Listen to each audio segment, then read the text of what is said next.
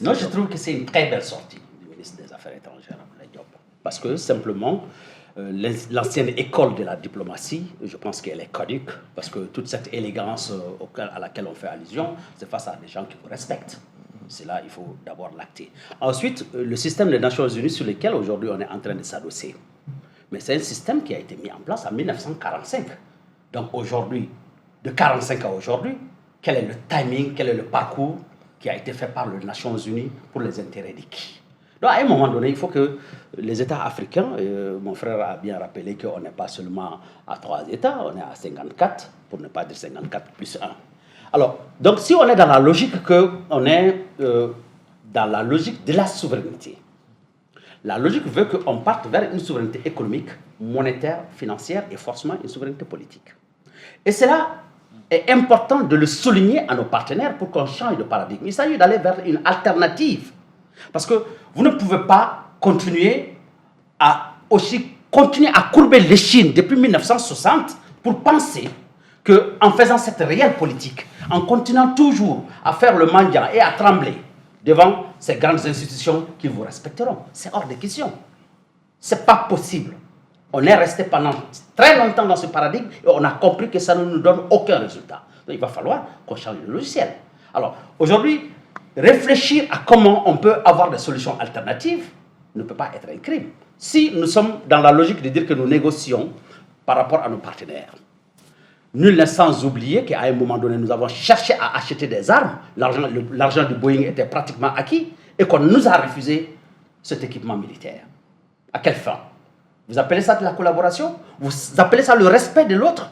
Non, il va falloir à un moment donné qu'on soit plus sérieux que ça. Et en tant qu'Africains, qu'on se dise, oui, nous avons essayé un paradigme de réel politique, ça n'a pas marché. Et à un moment donné, il faut qu'on sache être nous-mêmes et qu'on se batte. Mais pourquoi on a peur de souffrir?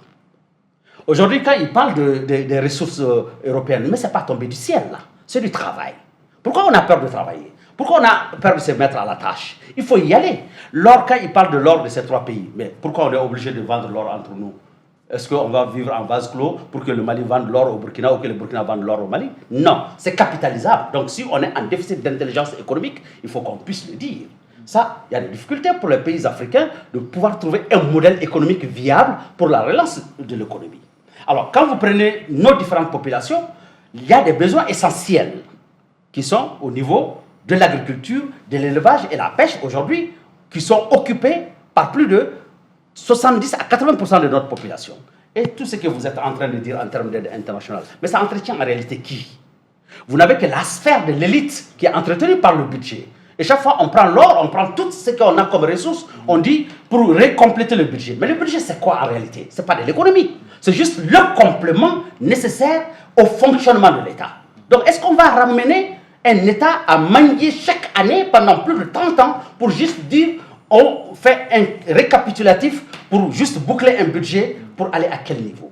Et avec seulement pas moins de 200 000 fonctionnaires. Alors si aujourd'hui on doit faire tout cet exercice économique pour dire juste on entretient cette élite qui est les syndicats qui sont dans cette branche, vous avez les commerçants aussi qui gravitent nos hommes d'affaires, ils le savent très bien, il n'y a pas d'économie réelle.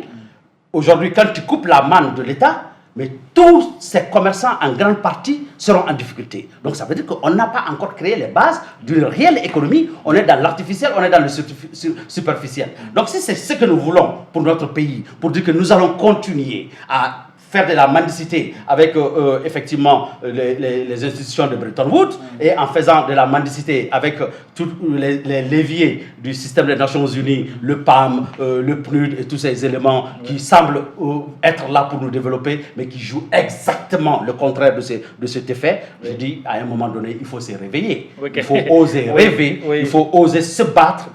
Les défis sont réels. D'accord.